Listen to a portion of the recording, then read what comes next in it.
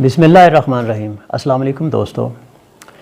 हमारे एक last video थी जिसके अंदर हमने ज़िक्र किया था कि विरासत की तकसीम किस तरह से होती है और कौन कौन से वारिस को जायदाद में से कितना हिस्सा दिया जा सकता है शरीयत की रूह से।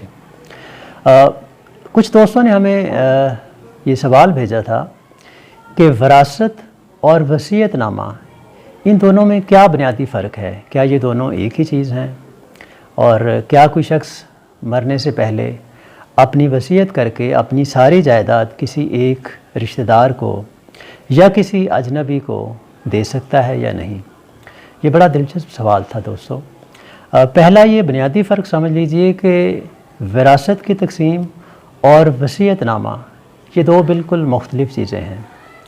विरासत की तकसीम एक शरई मसला है, शरीयत की रूह से कुरान पाक के अंदर बड़े वाज़ेह तौर पर बताया गया है कि किस रिश्तेदार को मरने वाले की विरासत में से कितना हिस्सा मिल सकता है। जबकि जो वसीयतनामा है या विल है, इसका कॉन्सेप्ट थोड़ा मुख्तलिफ है। याद रखिए कि वसीयतनामा या विल कोई शख्स अपनी जायदाद के हवाले से बना सकता है और उसकी जायदाद का 1/3 तीसरा हिस्सा वो अपनी मर्ज़ी से किसी शख्स को विल कर सकता है, वसीयत कर सकता है।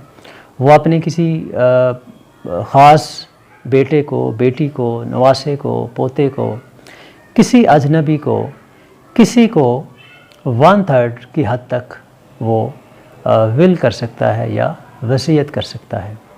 इससे ज़्यादा वो अपनी मर्ज़ी से अपनी ज़िंदगी में वसीयतनामे के अंदर किसी को अपनी जायदाद में से नहीं दे सकता, क्योंकि शरीयत की रूह से जो विरासत है वो मरने वाले की वफ़ात के बाद तकसीम होती है और वो मरने वाले की मर्ज़ी के मुताबिक तकसीम नहीं होती, बल्कि शरीयत के असूलों के मुताबिक तकसीम होती है।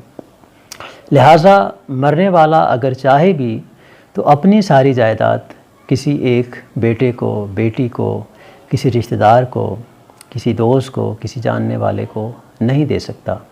वसीयत के ज़रिए से वो अपनी जायदाद का सिर्फ़ 1/3 हिस्सा किसी को दे सकता है। उसके लिए भी कुछ शराइत हैं, जब हम तफसील में इस पे बात करेंगे तो वो बताएंगे। तो यहाँ सिर्फ इतना समझ लीजिए कि 1/3 की हद तक वो वसीयत कर सकते हैं, इससे ज़्यादा नहीं हो सकती। उम्मीद है कि आपके सवाल का जवाब आपको मिल गया होगा। शुक्रिया।